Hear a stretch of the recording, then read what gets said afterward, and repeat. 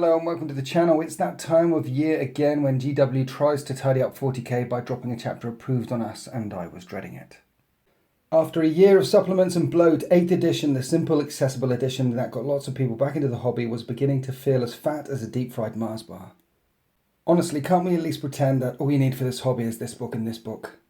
Not any of these books. Doesn't that look nice? Simple, accessible. Of course, if you play with Marines, it might look like this. And you might want to add that if you want a Master of the Forge or a certain litany. And if you play with Tyranids, you definitely need this, and Blood Angels definitely need it.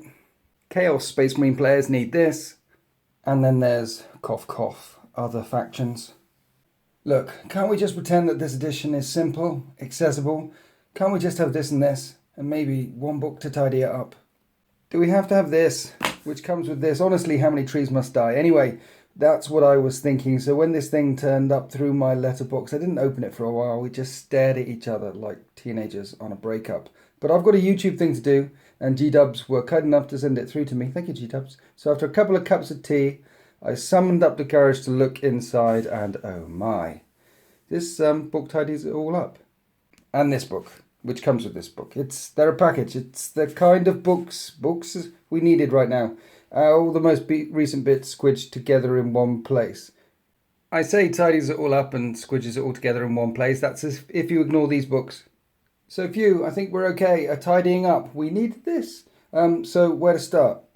Well, let's start by not showing you what's in this book, because this book has got 55 pages of points in it. 55 pages.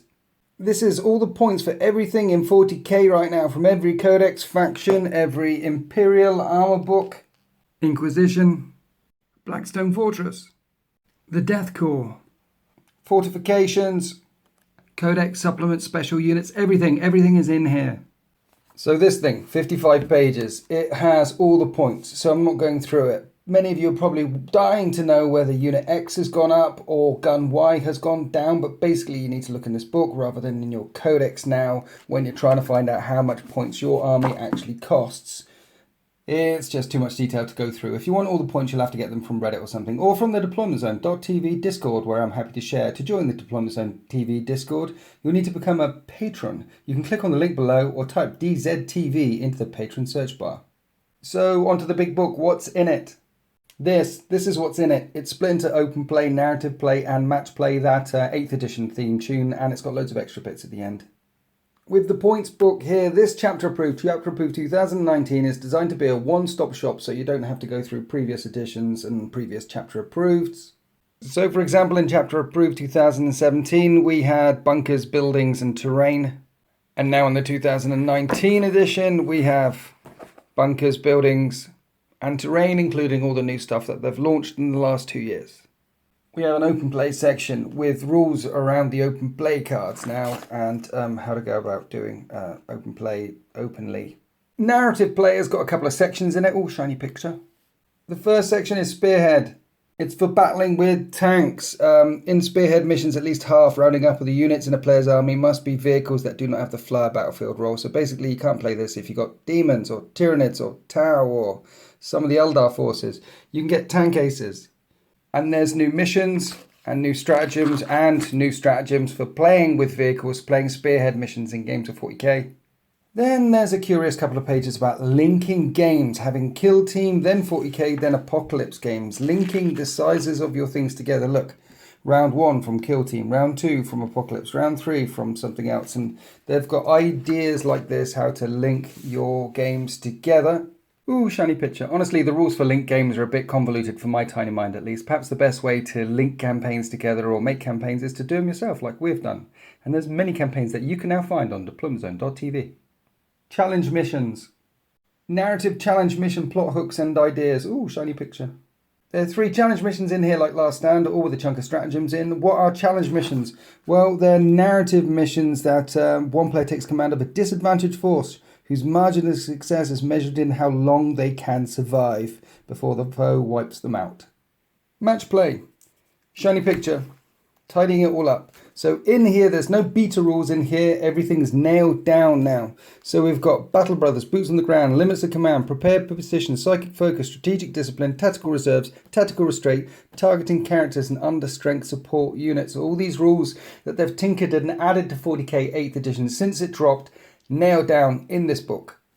And then we've got 6 Eternal War and 6 Maelstrom Missions here, which are interesting because they've changed the way you do it one more time. Maelstrom, we'll get to it. But basically, in all of the missions and all the match play missions now, you roll off to find out who is the attacker, who is the defender. The attacker chooses deployment zone and what type of deployment thing you're doing and drops first. Then the defender drops their army. They counter deploys. And the attacker will choose whether they go first or second. And the defender can choose to seize. That's how the match play missions now work. And so as well as new missions like Crusade, you've got Scorched Earth, Frontline Warfare, and Ascension with that deployment tinkering that I mentioned. And these 3 missions were originally found in Chapter Approved 2017. You have Lockdown, a new mission. This one's quite interesting because as the game progresses, you start picking up objectives after turn 1. In turn 2, in turn 2, objective 1 disappears. In turn 3, objective 2 disappears. In turn 4, you keep picking up objectives. Very interesting one. You've got 4 pillars. The multi-ball, which originally appeared in 2018 Chapter Approved edition. Then we have 6 brand new Maelstrom missions. Only Disruptive Tactics is a bit like Disruptive Signals from 2018 Chapter Approved edition. But these Maelstrom of War gates, the ones that require the cards, are completely different. And the way you arrange Maelstrom of War is different now. You construct your deck, a minimum of 18 cards in there, and no more than 1 copy of each uniquely named tactical objective can be included in the deck. So for example, most decks have 2 Secure Objective X cards, but from going forward, you'll only be able to have 1 Secure Objective 1, 1 Secure Objective 2, etc. You keep them secret. You draw 5 cards a turn and you play 3 cards. You have a pool of 5 cards and you put 3 into play at the end of every turn. Make sure you've got 5 in your hand and play 3. There's rules around the priority orders received card, which, let's face it, needed it. And there's some new stratagems you can pop out to draw new cards or either shuffle, mess around with your deck. And in all of these missions, you do it the same way. Always go with that deck of 5, always playing 3. And it's got that attack defender setup that you've got in the Eternal War missions. This, of course, doesn't stop you playing Maelstrom of War missions from other books if you particularly like those missions. But these new missions with these new rules for drawing cards, they're trying to tidy it all up to make Maelstrom of War missions not as random as they can be based on the White Dwarf model that they stuck out about 6 months ago. That's where this stuff is coming from, and that mission proved very popular. Appendix, ooh, shiny picture. Datasheets, mainly for the Slanesh Demon models, the new Slanesh Demon models that came out this year, and the old Khorne data sheets that we saw back in 2017, 2018, one of those books, forget which one. Okay, that's it. That's what's in here. Now you might be asking, should I get this book? What's in it for me? Why do people play Eldar? I don't know the answer to one of those questions, but I can tell you that the majority of people want this book for the points or to play the most up-to-date versions of the Max Play games, or because it's a chapter approved and you get all the chapter approves. Of course, there's exceptions to what I just said. Some of you play open play and will want it for that. Some of you play Slanesh Demons and some of you play Eldar. There is no helping some.